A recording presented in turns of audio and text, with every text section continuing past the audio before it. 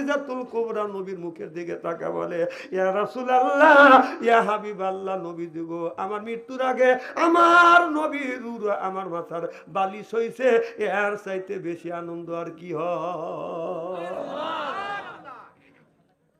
আমার ভাইরা, নবী বলে, খাদিজা তুমি কি চাও?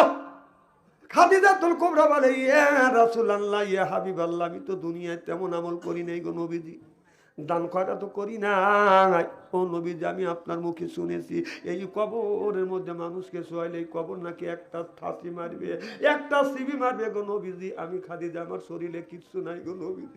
নবী গো, আমি ওই কবরের চাপটা আমি সহ্য করতে পারবো না। আমার নবীকে বলে, নবী গো, আপনি একটা কাজ করবেন। বলে, কি কাজ করবো খাদিজা, তুমি বলো নবী। খাদিজাতুল কুবরা বলে, নবী গো, আমি মারা গেলে আমার কবরটা খনন করি, আপনি ওই কবরে গড়াগড়ি দিবেন। আমার বিশ্বাস, যেই কবরে আপনি গড়াগড়ি দিয়ে আমাকে ওই কবরে দূরিয়ে রাখবেন,